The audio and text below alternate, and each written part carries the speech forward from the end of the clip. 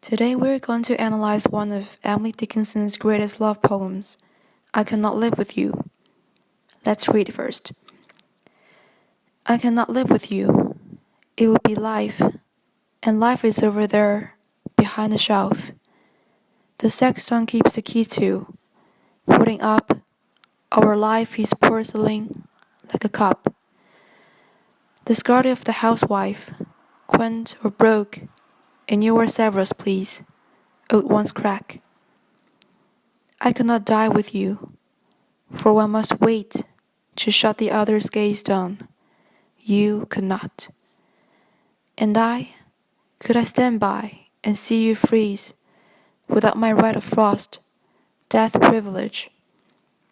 Nor could I rise with you, because your face would put out Jesus, that new grace, glow plain and foreign on my homesick eye, except that you than he shone closer by.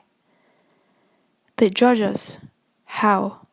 For you served heaven, you know, or sought to, I could not, because you celebrated sight, and I had no more eyes for sordid excellence as paradise. And were you lost, I would be, though my name ran loudest on heavenly fame. And were you saved, and I condemned to be, where you were not, that self were held to me.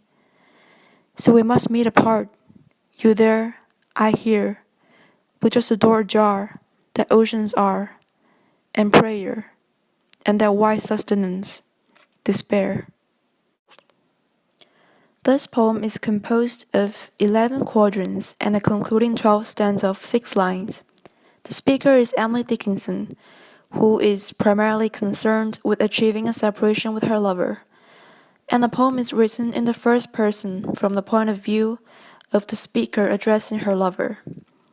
The overall tone of this poem is despair and painful, since the speaker throughout the poem believes that she has to keep apart from her lover. Now let's take a close reading of this poem. Emily Dickinson starts the poem with this line, I cannot live with you.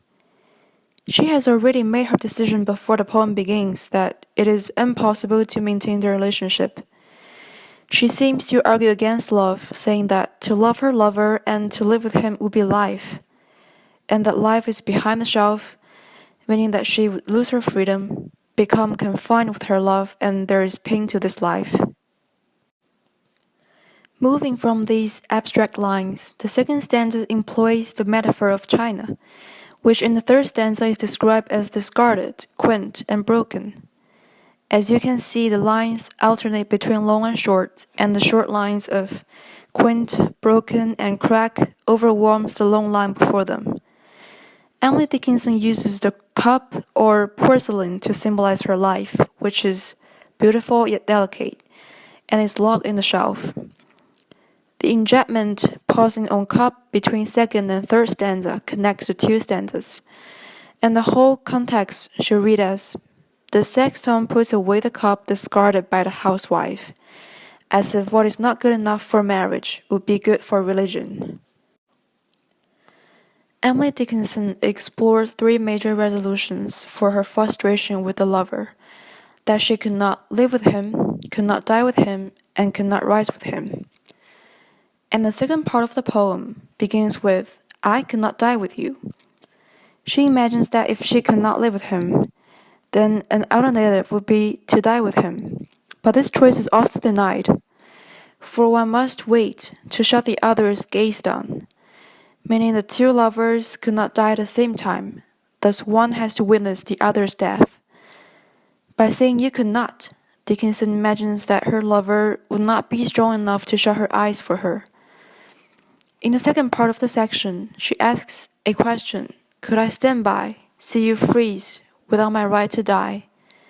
Implying that she could not stand to see his death neither. She would long for death after he is dead. And the third part begins with, nor could I rise with you.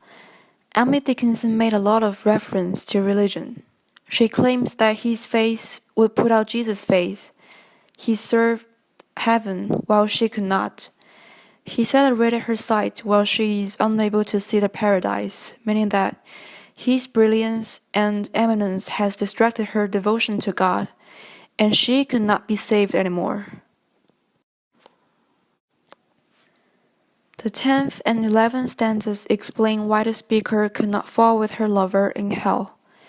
She presents an irony of being in hell that if the speaker is saved and descended into heaven while her lover lost in hell, she would be alone in heaven and that would be hell for her.